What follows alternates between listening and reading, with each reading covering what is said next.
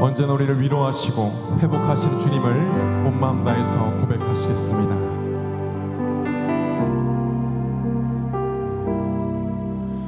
마음이 상한 자를 고치시는 주님, 하늘의 아버지 날 주관하소서.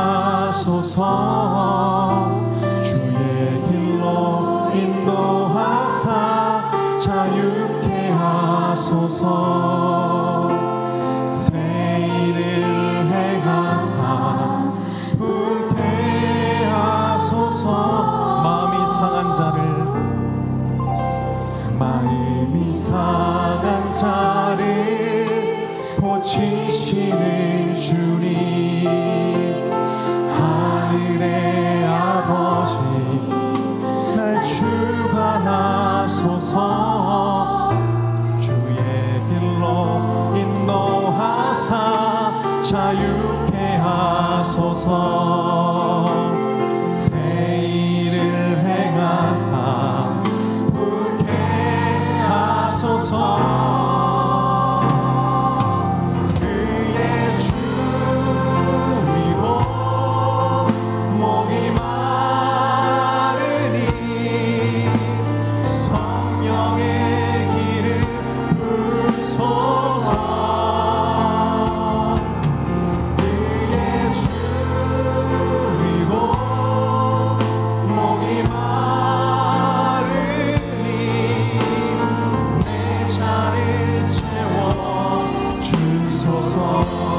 성령으로 채우사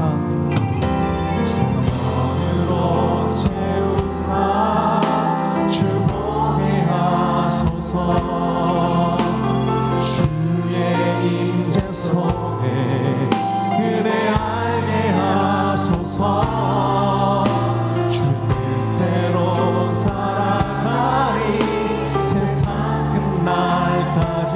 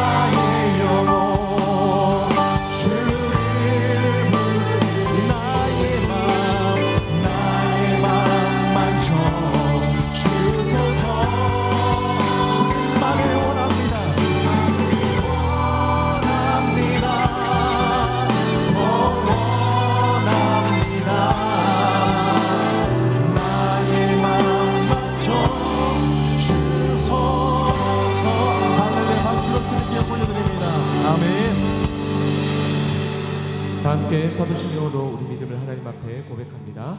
나는 전능하신 아버지 하나님 천지의 창조주를 믿습니다. 나는 그의 유일하신 아들 우리 주 예수 그리스도를 믿습니다.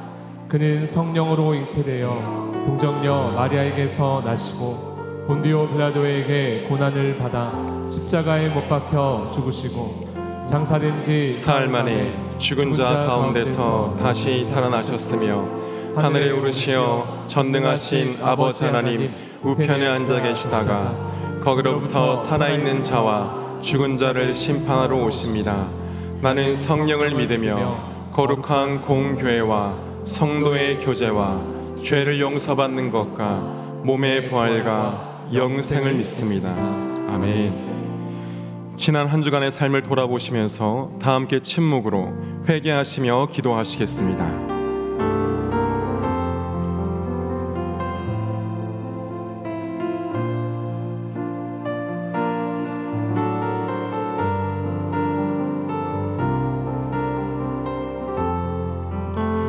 그러므로 너희가 회개하고 돌이켜 너희 죄 없이 함을 받으라. 이같이 하면 새롭게 되는 날이 주 앞으로부터 이를 것이요 십자가에서 우리 죄를 사하신 예수 그리스도 이름으로 기도합니다. 아멘. 함께 교동문 5번을 교독하시겠습니다. 여호와 우리 주여, 주의 이름이 온 땅에 어찌 그리 아름다운지요. 주의 대적으로 말미암아 어린 아이들과 젖먹이들의 입으로 권능을 세우시며 주의 손가락으로 만드신 주의 하늘과 사람이 무엇이기에 주께서 그를 생각하시며 그를 하나님보다 조금 못하게 하시고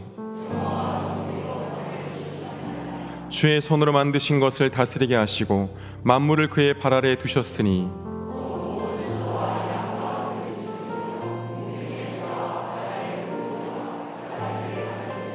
함께 읽습니다.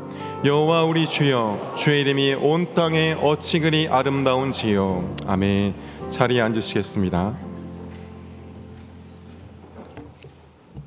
하나님 아버지, 예수님의 살과 피로 세우신 교회 마지막 피 한 방울까지 우리들의 구원을 위하여 자신의 모든 것을 내어주신 주님의 사랑 속에 잉태한 김해제일교회에서 수학의 계절 속에 추석 주일을 맞이하여 2부 예배로 통하여 경배와 찬양을 드릴 수 있는 은혜에 감사와 영광을 올립니다.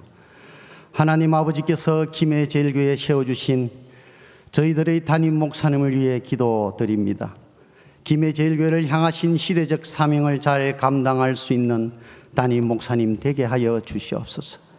하나님 아버지께서 허락하신 말씀을 담대히 선포하시는 목사님 되게 하여 주시옵소서.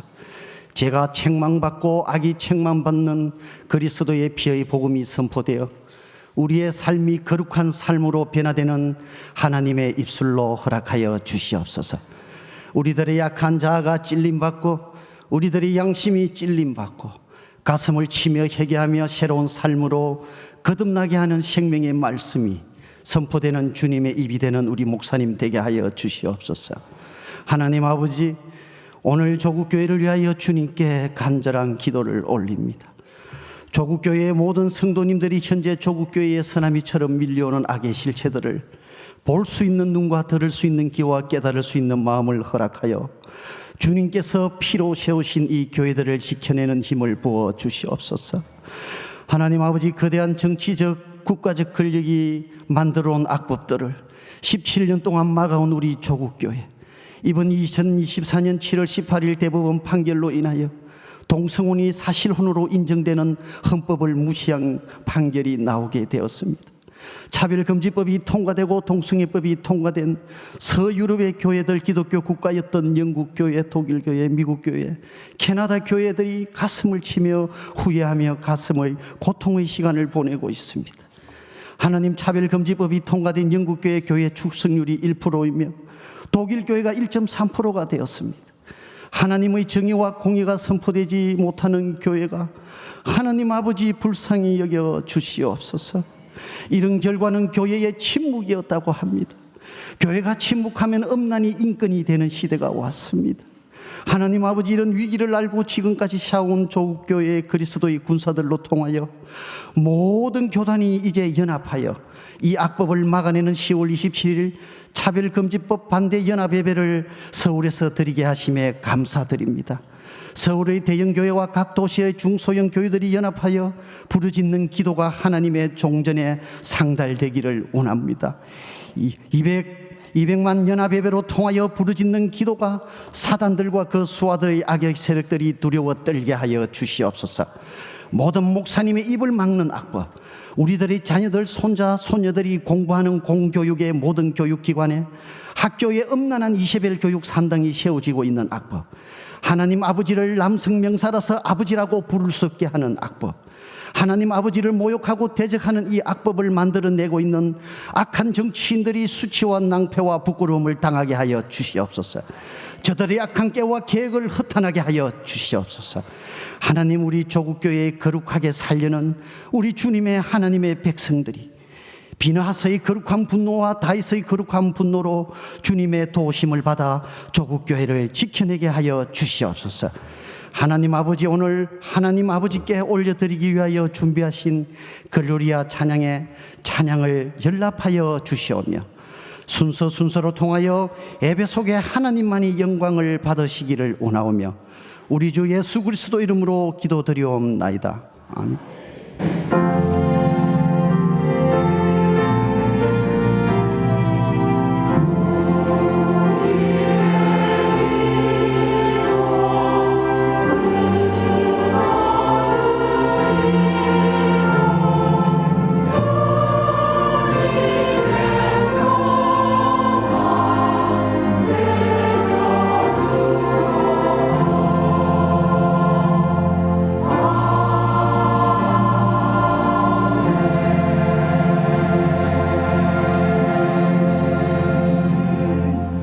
옆 성도분과 인사하시겠습니다. 하나님의 이름으로 사랑하고 축복합니다.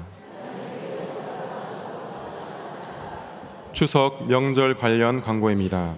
명절 맞아 고향교회 찾아오신 성도님들을 주님의 이름으로 환영합니다. 가정마다 민족의 명절 한가위 가운데 풍성한 하나님의 은혜가 가득하시길 바랍니다. 한 번 더 인사할까요? 복된 한가위 명절 되세요. 추석 가정예배서가 발간되어 각 층 로비에 비치되어 있습니다. 필요한 만큼 가져가시기 바랍니다. 추석 연휴인 16일 월요일부터 18일 수요일까지 새벽 예배는 정상으로 드리지만 새벽 차량 운행은 하지 않습니다. 오늘 오후 예배는 추석 연휴 가족주일로 드리며 교회 점심 식사는 제공되지 않습니다. 18일 날 수요 말씀 강좌도 추석 연휴 가정 예배로 대체합니다. 주일 예배 12소 선지서 강해 시리즈가 진행되고 있습니다. 다음 주는 하박국서를 읽어오시기 바랍니다. 제일교회 체육관 관리 담당자가 이명철 안수집사로 변경되었습니다. 체육관을 사용하신 분들은 참고하시기 바랍니다. 교회 미화를 위한 유급 사역자와 자원봉사자를 모집합니다. 관심 있는 분들을 주보를 참고하셔서 지원해 주시기 바랍니다. 하나님 말씀은 나훔서 1장 2절로 8절입니다. 하나님 말씀을 봉독합니다. 여호와는 질투하시며 보복하시는 하나님이시라. 여호와는 보복하시며 진노하시되 자기를 거스르는 자에게 여호와는 보복하시며 자기를 대적하는 자에게 진노를 품으시며 여호와는 노하기를 더디하시며 권능이 크시며 벌받을 자를 결코 내버려 두지 아니하시느니라. 여호와의 길은 회오리 바람과 광풍에 있고 구름은 그의 발에 티끌이로다. 그는 바다를 꾸짖어 그것을 말리시며 모든 강을 말리시나니 바산과 갈멜이 쇠하며 레바논의 꽃이 시드는도다. 그로 말미암아 산들이 진동하며 작은 산들이 녹고 그 앞에서는 땅 곧 세계와 그 가운데 있는 모든 것들이 솟아오르는도다. 누가 능히 그의 분노 앞에 서며 누가 능히 그의 진노를 감당하랴. 그의 진노가 불처럼 쏟아지니 그로 말미암아 바위들이 깨지는도다. 여호와는 선하시며 환난 날에 산성이시라. 그는 자기에게 피하는 자들을 아시느니라. 그가 범람하는 물로 그곳을 진멸하시고 자기 대적들을 흑암으로 쫓아내시리라. 아멘.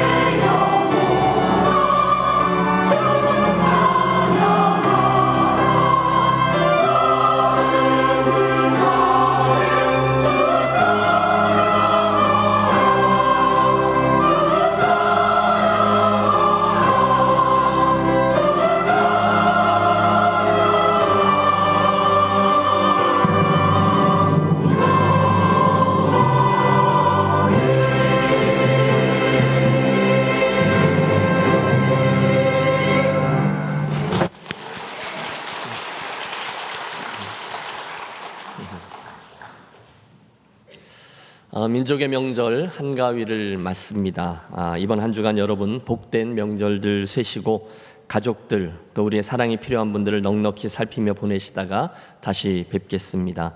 좌우에 계신 분들 한번 명절 인사 나누시죠. 풍성한 한가위 되시기 바랍니다. 풍성한 한가위 되시기 바랍니다. 요즘 진행되고 있는 김해제일 바이블 아카데미에서 제가 맡은 과목은 성경과 5대 제국입니다. 이미 수강하셨던 분들은 아시겠지만 이 과정은 조병호 목사의 베스트셀러 성경과 5대 제국이라는 책을 요약 정리한 후에 제가 나름대로 필요한 것들을 더해서 우리 교회 상황에 맞도록 준비한 강의들로 이루어져 있어요. 그중에 지난주 토요일에는 성경과 아수르에 대한 부분을 살폈는데 그때 보여드린 사진 자료들이 오늘 설교에 아주 좋은 서론이 될 것 같아서 여러분들만 보여드리겠습니다. 지도입니다.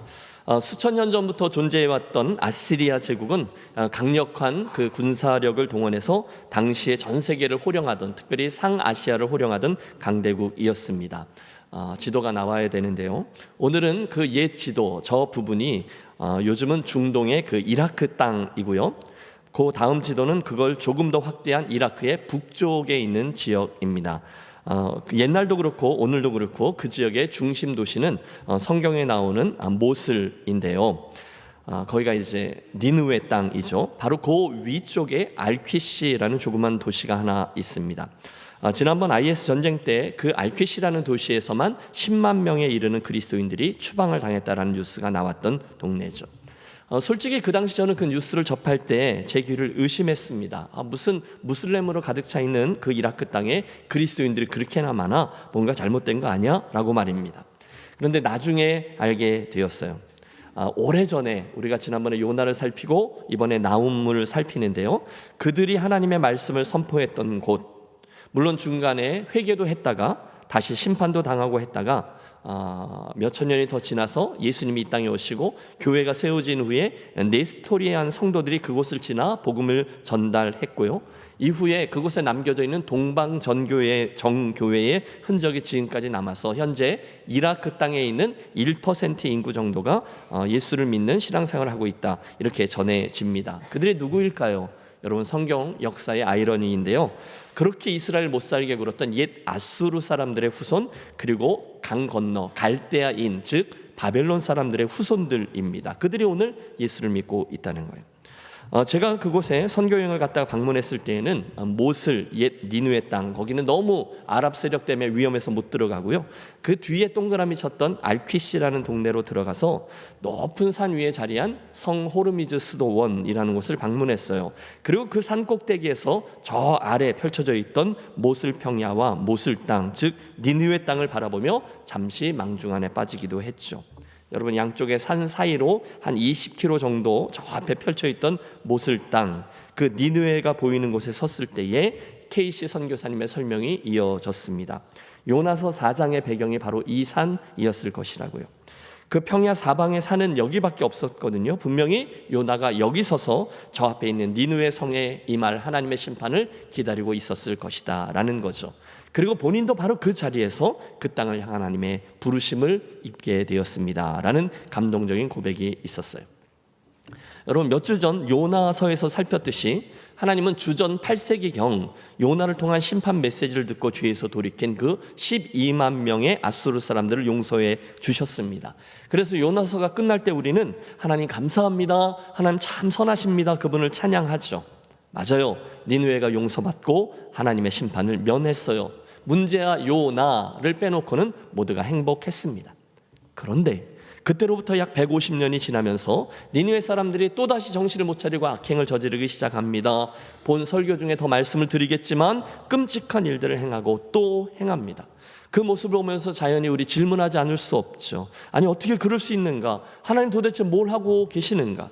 아마 그 당시 이스라엘 사람들도 같은 질문을 던졌을 겁니다. 도대체 이게 뭔가? 용서받고 그리고 돌이킨 줄 알았던 저들이 우리도 또한 저 아수르 놈들에게 망하게 되고 마는 것인가? 바로 그 순간에 하나님의 심판이 또다시 선포되고 있는 겁니다. 이 나훔 선지자를 통해서 말입니다. 너희들의 그 악한 행위로 말미암아 내 반드시 너희를 심판하리라. 여러분 150년 전 그들은 요나를 통한 심판 메시지를 듣고 회개했어요.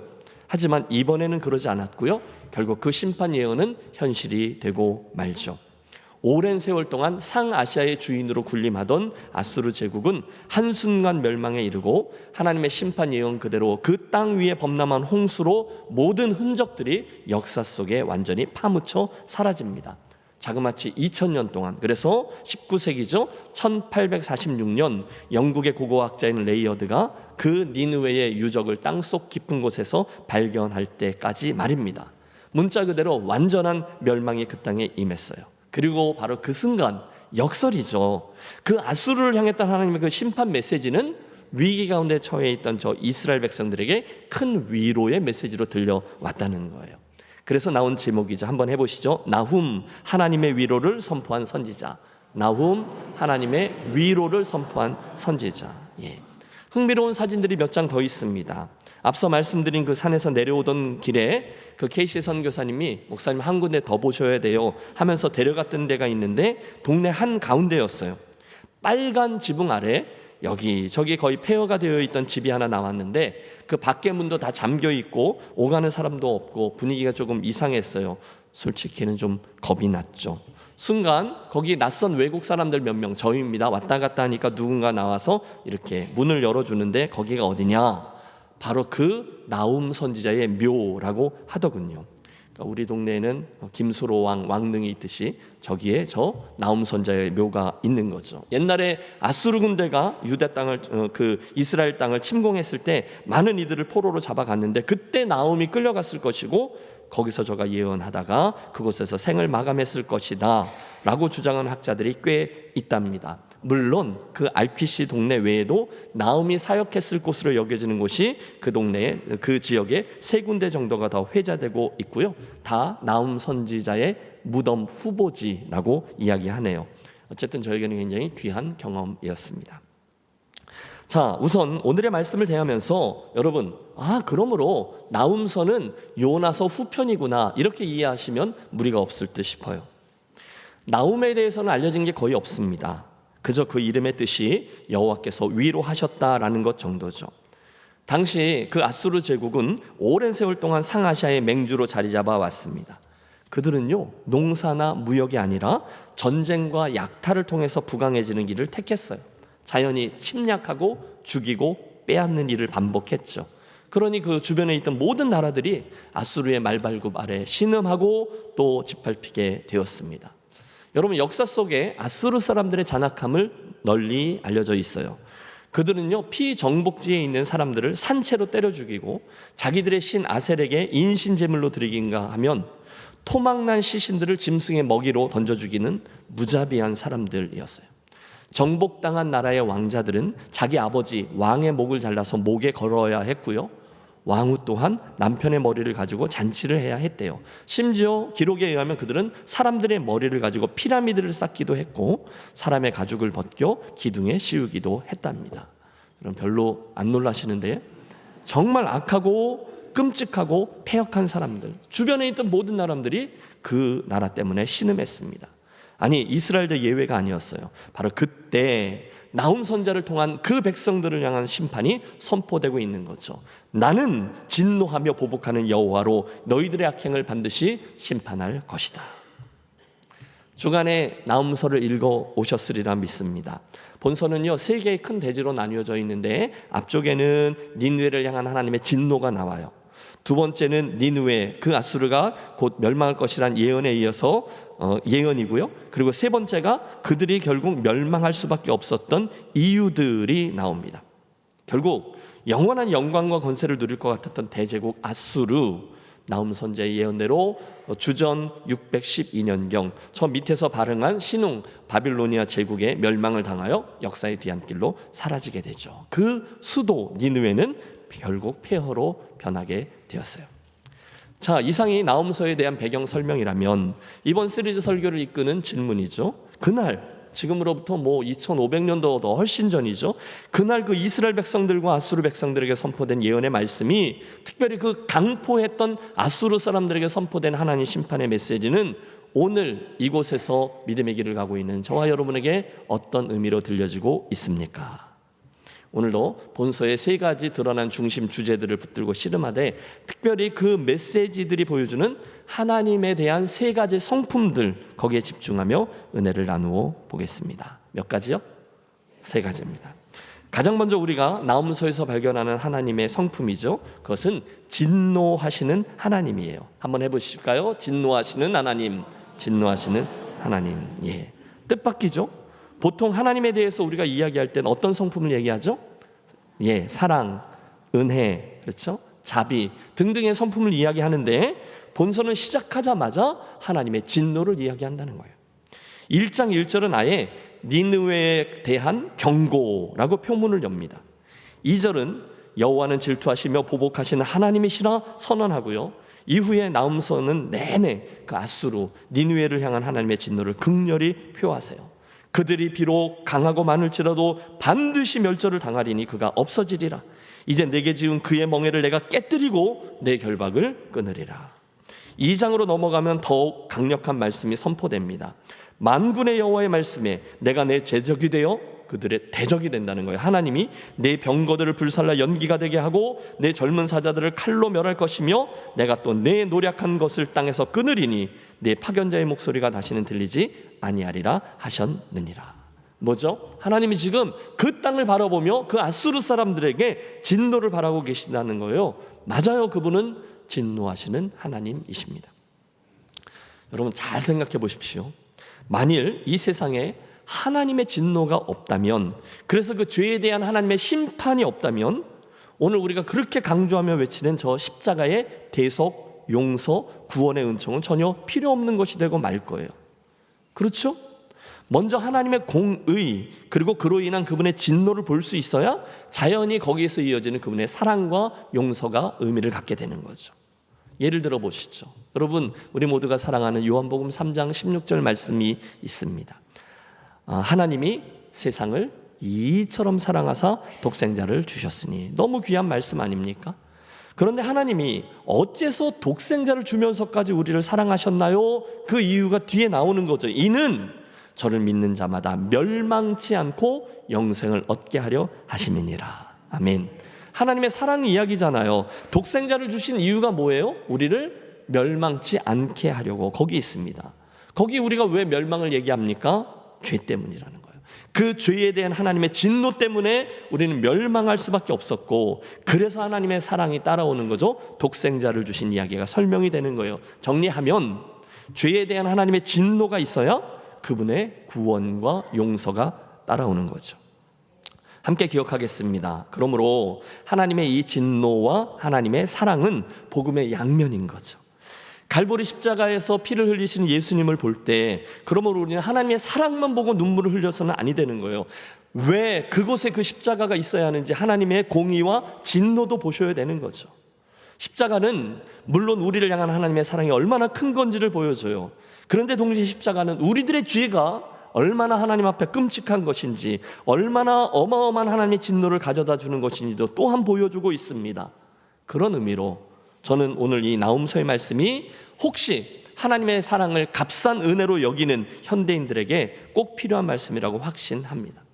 나훔서의 말씀이야말로 우리에게 하나님의 사랑과 하나님의 공의를 똑같이 강조하며 복음의 건강한 균형을 유지할 수 있게 해주는 그분의 말씀이에요.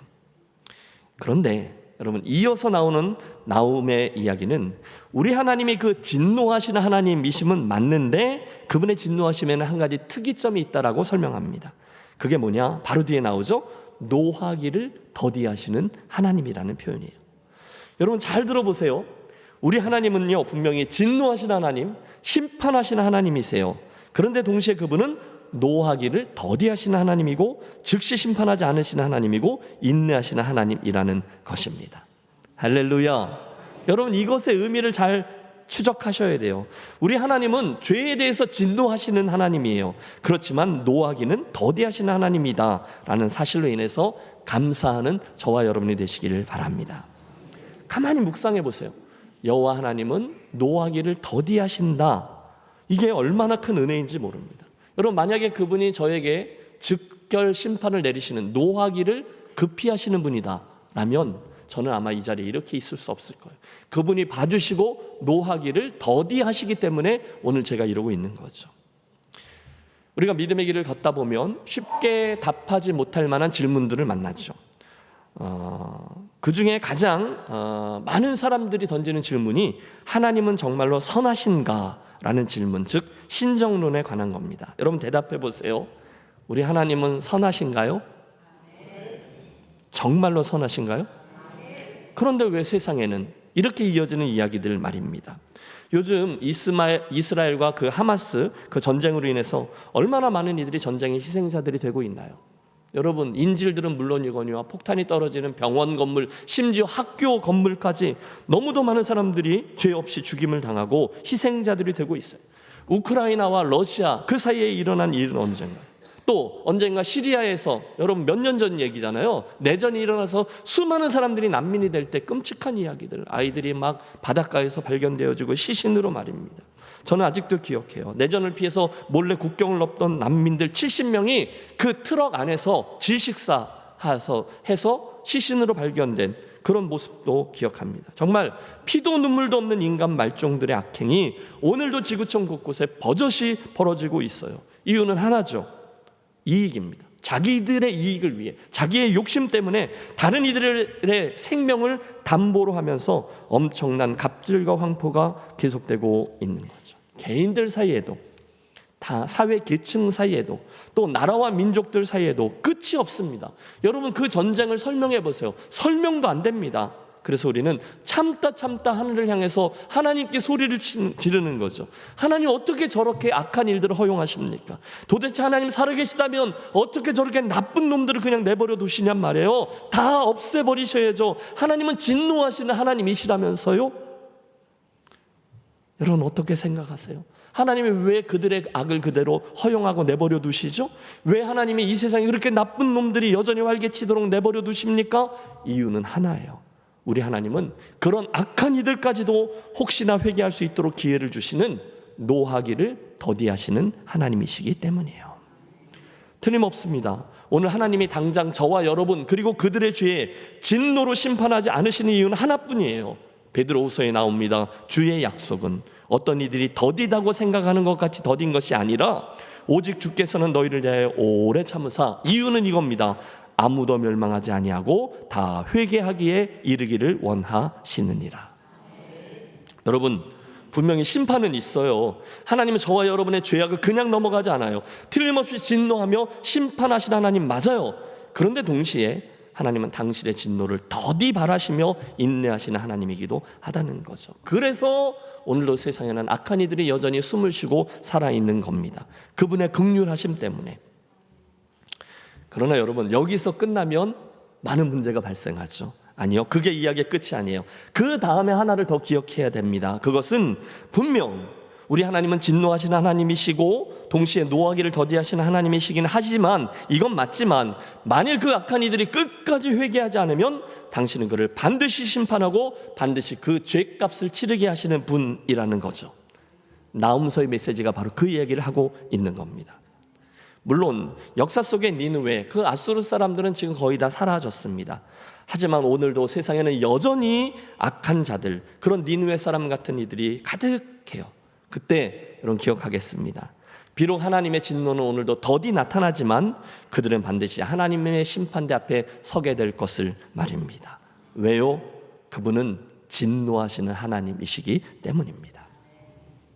두 번째, 우리가 나훔서에서 만나게 되는 하나님은 원수를 갚으시는 하나님입니다. 이것도 해보실까요? 원수를 갚으시는 하나님, 원수를 갚으시는 하나님. 사실 평상시에는 저와 여러분 모두 이렇게 점잖게 예수 믿을 수 있어요. 그렇죠? 그런데 문제는 누군가로부터 우리가 험한 일을 당하게 될 때입니다. 그렇지 않아요? 제가 어떤 못된 사람에게 해꾸지를 당하고 억울한 일을 당하고, 아니 악한 일을 당했어요. 그래서 나도 그렇고 내 사랑하는 가족들이 큰 피해를 입었어요. 여러분 그때 누가 팔을 걷어붙이고 복수를 행하지 않을 수 있겠습니까? 내가 당했는데요. 아니 내가 억울하고 내가 피눈물을 나고 있는데요. 지금 이스라엘이 그런 거예요. 나라가 공격당했고 내 가족과 가문이 피를 흘렸어요. 순간 저들이 이를 부득부득 갈면 나섭니다. 그런데 바로 그 순간에 하나님께서 나움 선자의 팔을 붙드는 겁니다. 이렇게 말씀하시면서 잠깐 내가 하겠다. 뭐라고요? 내가 하겠다. 여러분, 우리는 이 나움서에서 끝까지 회개하지 않은 니느웨 백성들을 그분이 결국 어떻게 심판하시는지를 분명히 봅니다. 3장 2절부터 나오는 말씀들은 온갖 무서운 의성어와 의태어들을 총동원해서 하나님이 그 원수들을 어떻게 심판하시는지를 잘 보여주고 있어요. 여러분, 저는 성경에서 이런 기록을 거의 처음 봐요. 2절입니다. 휙휙 하는 채찍 소리, 윙윙 하는 병거 바퀴 소리, 뛰는 말, 달리는 병거, 충돌하는 기병, 번쩍이는 칼, 번개 같은 창, 죽임당한 자의 때, 죽음의 큰 무더기, 무수한 시체요. 사람이 그 시체에 걸려 넘어지니 이는 마술에 능숙한 미모의 음녀가 많은 음행을 함이라. 그가 그의 음행으로 여러 나라를 미혹하고 그의 마술로 여러 족속을 미혹하느니라. 한마디로 하나님이 직접 나서서 그 어마어마한 당신의 능력으로 이스라엘의 원수를 갚아주신다, 이런 뜻이죠. 맞아요, 여러분. 아수르는요 정말 답이 없는 민족이었어요. 얼마나 주변 사람들, 주변 나라 사람들을 못 살게 굴었는지 몰라요. 그런데 한순간 하나님이 말씀하는 거죠. 니느웨, 너는 곧 끝날 것이다. 내가 곧 야곱의 영광을 회복시킬 것이다. 여러분, 그러니 그 순간 그들의 압제에 눌려서 이러지도 못하고 전전긍긍하고 있던 이스라엘 백성들이 그 말씀을 들으면서 뭐라고 생각했겠어요? 틀림없죠. 와, 하나님 감사해요. 눈물을 흘리며 기뻐했을 겁니다. 하나님이 내 대신 원수를 갚아주신다니 너무 고마워요. 여러분, 우리는 성경 속에 하만과 모르드게의 이야기의 끝을 압니다. 불임절이 시작되는 때 말입니다. 또 엘리야와 아합 왕, 그 사이에 있었던 이야기가 어떻게 끝났는지도 알아요. 하나님은요 반드시 그들의 죄와 악에 대해 원수를 갚아주시는 분이라는 거죠. 이 이야기가 오늘 저와 여러분에게 어떤 의미로 다가옵니까? 혹시 여러분 분한 일을 만나셨어요? 너무너무 억울해서 그 벌어진 일에 대해서 분노하며 팔을 걷어붙이고 내가 무슨 피해를 보더라도 내가 반드시 그 원수를 갚으리라 막 나서고 싶으세요? 실제로 우리가 살다 보면 그런 일들을 종종 만나잖아요. 그래도 내가 한 대는 쳐야, 그 따귀를 올려 붙여야, 그래야 그 원수를 갚아주는 듯한 느낌이 들 때가 있어요. 그래야 내 체한 이 속이 나아질 것 같고, 그래야 숨이라도 깊이 들이마실 수 있을 것 같은 그런 순간에 하나님이 잠깐 하며 우리를 붙잡아 세우는 거죠. 그리고 의아해하고 있는 우리들에게 말씀하시는 거죠. 내가 직접 그 원수 갚아줄 테니 너는 이 옆에 서 있으렴. 집사님 뭐 상한 일이 많으셨나 봐요. 이 대목에서 저는 로마서 12장의 말씀을 떠올립니다. 여러분, 사도 바울의 로마서는 대단한 책이잖아요. 그런데 그는 로마서의 앞부분에서 복음의 이론편, 즉 복음이 무엇인지, 그 복음의 영광이 무엇인지를 자세히 설명해요. 그리고 12장부터 마지막 장까지는 그 복음을 알게 된 너희는 앞으로 이렇게 살아라 라면서 복음의 실천편을 이야기해 줍니다. 그런데 그 실천편이 시작되는 출발점에 원수 갚는 이야기부터 하고 있어요. 내 사랑하는 자들아, 너희가 친히 원수를 갚지 말고 하나님의 진노하심에 맡기라. 기록되었으되 원수 갚는 것이 내게 있으니 내가 갚으리라고 주께서 말씀하시느니라. 원수 갚는 게 누구에게 있다고요? 하나님에게 있다는 거예요. 그건 내가 할 테니 네가 하지 마라. 너는 내 손에 피 묻히지 마라. 여러분, 그 이유가 오늘 이 나움서에서 보이고 있는 겁니다. 하나님이 바로 원수를 갚아주시는 하나님이기 때문이라는 거죠. 여러분 생각해 보세요. 이 세상에서 제일 피곤한 일은 사실 이 복수하는 일입니다. 원수 갚는 일이에요. 여러분 해보셨어요? 복수하는 일 하면 우리가 마음을 독하게 먹어야 돼요. 내가 당했던 그 분한 일을 매일매일 되새김질을 해야 합니다. 그래야 복수심이 끓게 되고 공격적으로 내 태도를 바꾸게 되죠. 그런데 그러다 보면 복수는 더 큰 복수를, 원수 갚는 일은 더 큰 원수 갚는 일을 일으키게 돼요. 그게 사람들이 행하는 원수 갚는 일의 한계죠. 저는 싫어합니다. 제가 중학교 1학년 때 제 교실 안에서 일어났던 일 한 가지를 아직도 똑똑히 기억하고 있어요. 여러분, 그때는 왜 그랬는지 틈만 나면 학교에서 자율학습을 시켰잖아요. 타율학습 말고, 아니 자율학습인데 실은 타율학습인 거죠. 근데 문제는 선생님들이 늘 함께 계시지 못하니까 중간중간에 그 책임을 반장에게 지우고 선생님들을 일보러 나가시고 뭐 이렇게 하시는 거죠. 딴짓하지 말고 반장, 애들 조용히 공부시켜, 자율학습, 그리고 이제 나가시는 거예요. 그런데 저는 그때 그 반장 이름을 기억해요. 그 리더십이 조금 특이했어요. 여러분, 중1 걔들이 말 잘 듣나요? 예, 여러분 아시죠? 중1짜리 가지고 계신 분들은 압니다. 그것도 말 되게 안 듣잖아요. 근데 같은 또래인 반장 말을 듣겠어요? 어림도 없죠. 그래서 애들이 계속 떠드는 거예요. 킥킥킥 대고 이렇게 저렇게. 그러다가 참다 이성을 잃고 이 반장이 나서서 자기가 막 벌을 주기 시작한 거예요. 선생님이 자기에게 맡긴 권위가 있거든요. 그래서 완장을 하나 차고. 그런데 여러분 중학교 1학년짜리가 생각하는 벌이라는 게 뭐겠어요? 딱히 없죠. 엎드려 뻗쳐 아니면 빗자루로 엉덩이 치는 거예요. 그래서 빗자루를 하나 갖다가 책상 앞에다 놓고 떠든 아이 너 나와. 그래서 엉덩이를 치는 겁니다. 그런데 여러분 선생님이 엉덩이를 치는 건 그래도 용납이 되지만 친구가 친구를 때리는 건 좀 문제가 있지 않습니까? 분위기가 굉장히 나빠지는 거죠. 첫 단추가 잘못 꿰어진 건 여러분 칠판 앞에 불려 나가서 친구에게 맞는다고 생각해 보세요. 기분이 어떨까요? 너무 좋아요? 아니죠. 너무 안 좋죠. 더 큰 문제가 생깁니다. 그건 이 반장 아이가 몇 번 그렇게 하다 보니까 자기가 곧 친구들 모두의 공공의 적이 될 것 같거든요. 그러니까 이제 맞은 애보로 옆에 서 있다가 떠드는 애 있으면 나오라 그래서 개보로 치라고 한 거예요. 점점 더 이상해지죠. 근데 이게 한 달이, 두 달이, 세 달이쯤 걷다 보니 그만 그게 그 자율학습 시간의 법이 되어버린 거예요. 처음에는 장난 같죠. 그런데 장난이 법이 되고요. 그게 그만 통제가 안 되니까 거기서부터는 진짜 인민재판이 벌어집니다. 원수 갚는 일이 거기서 벌어져요. 여러분 그 장면을 상상해 보세요. 깎아머리 중학교 1학년짜리 아이들이 친구들을 불러가며 갖은 트집을 다 잡아 때리고 자기가 평상시에 마음에 들어하지 않던 놈을 찍어서 말도 되지 않는 누명을 씌워서 때리고 그러면서 정말 1시간 내내 이게 지옥이구나 라는 것을 경험하게 되었습니다. 그때 저는요 제 인생에 정말 귀한 3가지 교훈을 얻습니다. 첫째, 사람은 악하구나. 둘째, 통제되지 않은 리더십은 위험하다. 그럼 마지막, 내가 원수 갚는 일은 절대로 공정하게 진행될 수 없다라는 겁니다.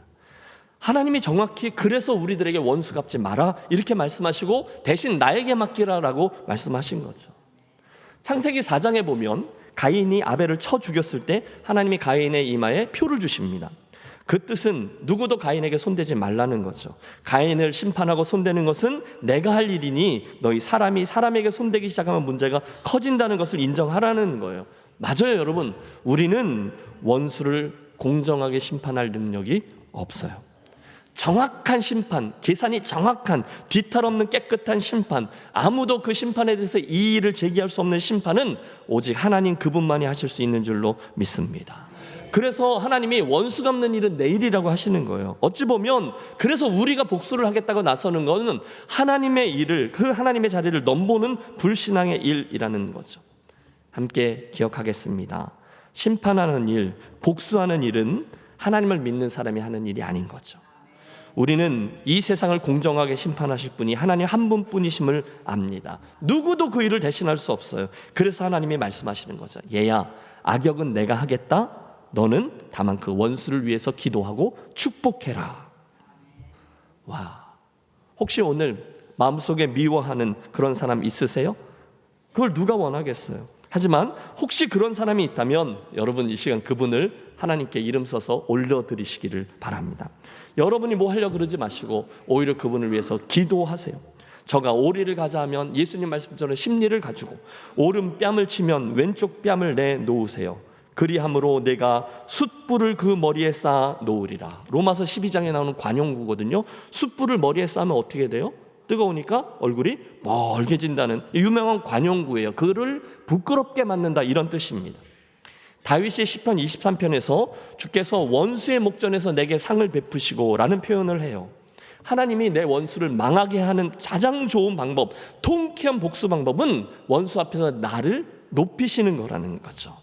그러면 그 원수들이 정말 분하고 억울하고 시기가 나서 어쩔 줄 몰라 하게 하는 모습이죠. 시편 3편 7절에도 재미있는 표현이 나와요. 여호와여 일어나소서, 나의 하나님이여 나를 구원하소서, 주께서 나의 모든 원수의 뺨을 치시며 악인의 일을 꺾으셨나이다. 여러분, 내가 그를 치는 게 아니에요. 하나님이 치신다는 거예요. 악인의 일을 꺾으신대요. 내가 하면 악하지만 하나님이 하신다는 거죠. 마지막 시편 37편, 악을 행하는 자들 때문에 불평하지 말며 불의를 행하는 자들을 시기하지 말지어다. 그들 때문에 손해보지 말라는 거예요. 그들은 풀과 같이 속히 배임을 당할 것이며 푸른 채소같이 쇠잔할 것이미로다. 대신 우리 할 일은 여호와를 의뢰하고 선을 행하라. 결국 쭉 말씀드린 이 원수에 대한 성경 말씀을 정리하면 그 악한 자 때문에 네가 손해보지 말라는 거예요. 내 원수를 내가 심판하려고 하다 보면 나만 손해예요. 내가 욕해야 되잖아요. 내가 마음을 독하게 품어야 되잖아요. 내가 복수의 칼을 휘둘러야 하잖아요. 그래서 내 손에 피를 묻혀야 되잖아요. 그러면 그 복수가 또다시 다른 복수로 내게 돌아올 거예요. 이 고통스러운 일, 그 악역은 하나님이 말씀하시는 거죠. 내가 하마, 내게 맡겨라. 오히려 너는 좋은 말 해라. 너는 오히려 그를 위해 기도해라. 너는 오히려 그를 위하여 축복해라. 좋은 일은 네가 하고 나쁜 일은 내가 하마. 여러분, 이 시간 원수를 갚으시는 하나님에 대한 이야기를 통해 그분의 음성을 듣는 지혜로운 분들이 되시기를 바랍니다. 틀림없이 그 당시 이스라엘 백성들은 하나님께 외쳤어요. 하나님, 이게 말이 됩니까? 하나님의 용서를 받았던 저 니느웨 놈들 말입니다. 얼마나 우리를 못 살게 구는지 오늘 안 보이세요? 오늘도 저놈들이 여전히 해집고 다니며 마음대로 깔아뭉개는데, 그런데도 그 나쁜 놈들이 여전히 많은 돈을 벌고 출세하고 약한 자들 짓밟고 득세하고 이렇게 세상이 온통 미쳐 돌아가는데 하나님 그런 우리를 보고는 계시는 거예요? 그때 하나님이 말씀하시는 거예요. 알았다. 내가 전에는 너희를 괴롭게 하였지만 다시는 괴롭게 하지 않으리라. 내 반드시 아수르를 심판하고 야곱 너희의 영광을 회복시키리라. 아멘. 여러분, 나훔서에서 발견하는 우리 하나님의 두 번째 성품은 친히 니느웨를 멸하신 원수를 갚아주시는 하나님이세요. 자연히 오늘 우리들의 메시지의 세 번째 주제가 되겠는데요. 그때 말입니다. 하나님의 그 심판, 그 원수를 갚아주신다라는 메시지가 우리 편에서는, 피해자인 우리에게는 큰 소망으로 화하여 결국 우리를 위로케 되는 메시지가 된다는 거죠. 따라해 주세요. 우리를 위로해 주시는 하나님, 우리를 위로해 주시는 하나님. 여러분, 그분은 저와 여러분을 위로해 주시는 분인 줄로 믿습니다. 물론 아수르에게 말씀하신 하나님은 원수 갚는 하나님이에요. 파괴하고 심판하고 진노하시는 하나님이에요. 그런데 그 과정이 이스라엘에게는 뭐가 된다고요? 위로가 된다는 거예요. 내가 내 편 되어줄게. 내가 반드시 아수르를 벌할게. 여러분, 곤고함 중에 있던 이스라엘 백성들에게 있어서 하나님이 내 편 되어주시겠다, 이 말씀이 얼마나 큰 위로가 되었을까요? 특별히 1장 12절과 13절의 말씀에서 우리는 우는 아이를 달래시며 위로하시는 부모님 같은 하나님의 마음을 만나요. 여러분, 나에게 주신 말씀이다 생각하고 한번 합독하겠습니다. 여호와께서 이같이 말씀하시기를 그들이 비록 강하고 많을지라도 반드시 멸절을 당하리니 그가 없어지리라. 내가 전에는 너를 괴롭혔으나 다시는 너를 괴롭게 하지 아니할 것이라. 이제 내게 지은 그의 멍에를 내가 깨뜨리고 내 결박을 끊으리라. 아멘. 사랑하는 성도 여러분, 믿음으로 살아보려고 하는데 잘 안 되는 경우들이 종종 있습니다. 여러분, 하나님의 말씀을 들을 때 맞다, 저렇게 해야지 결단하고 나갔는데 밖에 나갔더니 나를 기다리고 있던 악한 이들이, 하나님을 경외하지도 않는 이들이 그렇게 선한 의도로 나아가는 있는 나를 더 악하게 대하고 바보 같다라 그러고 무시하고 막 대할 때가 있어요. 그때 우리 안에 혈기가 끓어오르는 거죠. 누구는 니들처럼 못해서 그래? 똑같이 받아치고, 아니 더 비열하게 그들을 때려 눕히고픈 마음이 들어요. 그 순간 우리를 지켜낼 수 있는 비결이 있는데 바로 이 나훔 선자의 메시지를 기억하는 겁니다. 나훔서 2장에서 하나님은 그런 이들에게 내가 아수르의 대적이 될 것이다 말씀하세요. 3장이 되면 당신은 아수르를 향해 수치를 당하고 능욕을 받고 황폐해지고 죽임을 당하게 될 것이라 하세요. 와, 그 말을 듣는 순간 우리 안에 하나님의 위로가 임합니다. 하나님이 내 편이구나. 그러면 뭐 하나님이 내 편이시고 하나님이 나를 위하시면 뭐가 문제가 되겠어. 이제 내가 할 일은 하나님의 그 원수 갚는 일, 그 때와 심판을 잠잠히 믿고 나는 손해보지 않고 내가 가야 되는 길을 의연하게 가는 거지. 누가 뭐라 해도, 원수가 나를 대적하고 흔들어도 나는 거기에 흔들리지 않고 고고하게 하나님 나라의 가치를 붙잡고 그거 지키는 씨름을 하면서 나아가야지. 할렐루야. 그 말씀이 하나님의 위로가 되고 소망이 되어서 내 안에서 역사하게 되는 거죠. 여러분, 하나님의 이 위로가 가장 극명하게 나타나는 말씀이 아마 이 세상 모든 역사의 마지막 날에 주시는 말씀이 아닐까 싶어요. 요한계시록 21장의 말씀입니다. 또 내가 새 하늘과 새 땅을 보니. 여러분 그 자리에 가보세요. 내가 들으니 보좌에서 큰 음성이 나서 이르되 보라 하나님의 장막이 사람들과 함께 있음에 하나님이 그들과 함께 계시리니 그들은 하나님의 백성이 되고 하나님은 친히 그들과 함께 계셔서 모든 눈물을 그 눈에서 닦아주시니 다시는 사망이 없고 애통하는 것이나 곡하는 것이나 아픈 것이 다시 있지 아니하리니 처음 것들이 다 지나갔음이러라. 여러분 그곳에 가면요, 그 마지막 순간에 서게 되면 하나님이 친히 우리의 성전이 되어주시고 그분의 임재와 함께 있게 되면서 여러분 억울할 일, 원수 갚는 일 다 끝난 거죠. 하나님의 위로가 우리에게 임하게 될 줄로 믿습니다. 정말 힘드실 때 있어요. 정말 억울할 때 있어요. 그때 여러분 이 나음서의 말씀을 읽어보세요. 내가 이스라엘 사람이라 생각하고 나를 대적하고 나를 힘들게 하는 저들이 아수르 사람들이라 생각하고 이 말씀을 읽어보세요. 말이 안 되도록 악인들이 득세하고 그런데 하나님이 침묵하시는 것 같고 할 때 그래도 이 말씀을 보고 하나님을 의뢰하는 거죠. 왜요? 하나님이 나를 위로해 주시는 내 편 되시는 하나님이시니까 말입니다. 나음서를 읽고 나서 가만히 앉아서 생각해 봅니다. 우리가 깨닫게 되는 불변의 진리가 나와요. 그거 뭐죠? 죄 지은 자들이 한때는 흥황하는 것 같지만 결국 하나님은 그들을 심판한다는 거예요. 또 하나님을 경외하는 이들이 한때는 고난을 당하는 것 같지만 결국에는 하나님의 위로와 승리를 맛보게 된다는 것입니다. 여러분 믿습니까? 그걸 아멘 하시는 분들은 우리 삶에 미치는 영향이 있어요. 그렇기 때문에 우리는 끝까지 하나님 나라의 가치와 진리를 붙잡고 그렇게 살기 위해서 그 싸움을 하며 걸어갈 수 있게 된다는 거죠. 그걸 믿으면 그렇게 산다는 거예요. 오늘도 세상에는 그날의 아수르 사람들처럼 살아가는 이들로 가득합니다. 여전히 세상에는 악인들이 득세하고요, 그들이 힘을 씁니다. 여러분 그런 사람들 있잖아요. 자기들의 이익을 따라서 남을 가르고 남을 짓밟고 그리고 자기들 편에서 늘 편을 갈라요. 여러분 해치는 이들이 그렇습니다. 그리고 자기의 힘을 과시하고 포악을 행합니다. 줄 세웁니다. 내 편을 꼭 갈아요. 대화, 타협, 협상, 평화, 휴전 그런 거 없어요. 100% 다 자기들 마음대로 행하거든요. 순간 우리는 그런 사람들을 보면서 잠깐이지만 갈등합니다. 세상에서 악인이 막 이기는 듯 하는 것을 우리 너무 자주 보거든요. 그래서 야 나도 저렇게 살아야 되는 거 아니야? 안 그러면 나만 손해보는 것 같아? 그런 생각을 해봅니다. 남을 짓밟아야 내가 올라가는 것 같거든요. 잠깐 눈을 감고 짐짓 모른 척해야 나에게 이익이 돌아오게끔 되어 있거든요. 여러분 그럴 때면 유혹이 있잖아요. 나도 잠깐 신앙을 포기하고 보란듯이 성공하고 다시금 돌아와서 신앙생활하면 안 될까? 별 생각이 다 들어요. 아니 나도 그놈들이 행하는 것처럼 똑같이 그놈들에게 해줘보고 싶어요. 본때를 보여주고 싶어요. 나도 그놈들에게 큰 소리를 막 쳐보고 싶어요.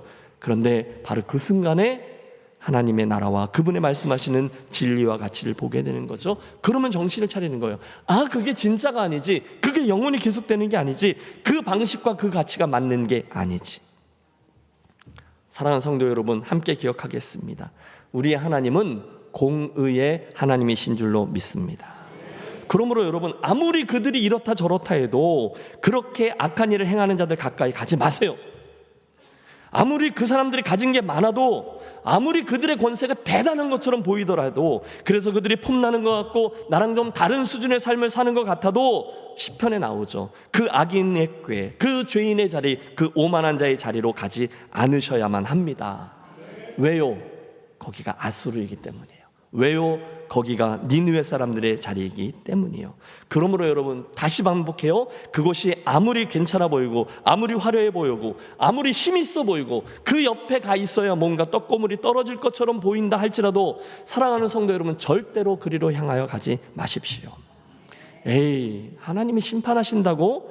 에이 괜찮아 보이는데 뭘 그래? 그렇게 생각하며, 아니 심지어 하나님이 어디 있으면 벌써 나에게 벼락을 내려야지, 안 내리는 거 보니까 하나님 없는 거야. 마음대로 하나님을 조롱하며 마음대로 행하고 나 봐 괜찮잖아 할 때 여러분 그곳에서 빨리 피하십시오. 절대로 이 세상에서 저들이 잠깐 가지는 형통을 부러워하지 마십시오. 여러분 아세요? 500년 이상 정말로 영원할 것처럼 누리고 또 폼쨌던 아수르의 힘과 영광은 어느 순간 끝나고 말았어요. 그러므로 그 아수르 대신에 언제나, 아니 영원히 의로우신 하나님 뒤에 줄을 서는 지혜로운 김해제일교회 가족들이 되어지시기를 권합니다. 반드시 그게 맞는 길이에요. 그러면 여러분 엉뚱한 싸움하지 말고 반드시 그 싸움을 행하십시오. 믿음의 선한 싸움이죠. 결론입니다.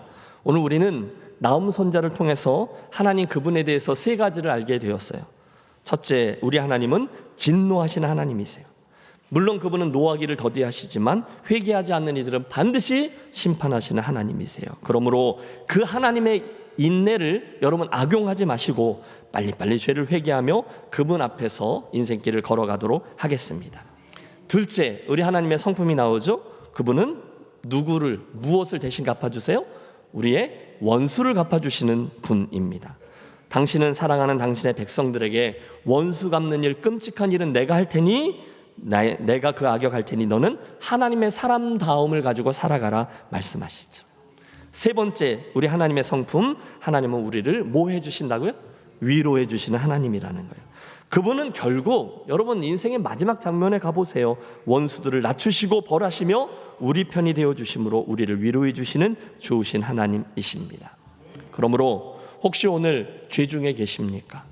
노하기를 더디하시며 오늘도 우리에게 기회를 주시는 하나님 앞에 회개하십시오. 혹시 오늘 기회를 봐서 내가 분풀이를 하리라 그런 분 있으세요? 원수를 갚아주는 하나님의 손길을 믿기 때문에 그들을 끝까지 인내로 선대하기 위해 애를 쓰는 저와 여러분이 되십시오. 그때 하나님은 반드시 우리 편이 되어주셔서 우리를 위해 행하시고 우리를 위로해 주실 것입니다. 바라기는 오늘 이 나움서를 통해서 더 풍성히 알게 된 하나님으로 인하여 여러분 평안을 얻으시고 우리에게 맡겨진 믿음의 길을 더 반듯한 가치 싸움을 하며 잘 걸어가 승리케 되는 저와 여러분이 되시기를 주의 이름으로 축원합니다. 기도하겠습니다. 하나님 아버지, 오늘 저 나움 선자를 통해서 주신 말씀들에 우리 모두 바르게 반응해서 진노하시는 하나님을 두려워함으로 죄 중에 거하지 않게 하시고 원수를 갚아주시는 하나님을 믿기 때문에 원수를 사랑하고 선대케 하시며 힘든 일 가운데 내 편이 되어주시며 위로하시는 하나님을 더 든든히 의지하며 나아가는 우리 모두 되게 해 주시옵소서. 주 예수 그리스도 이름으로 기도하옵나이다. 아멘. 함께 일어나셔서 결단하며 찬송합니다.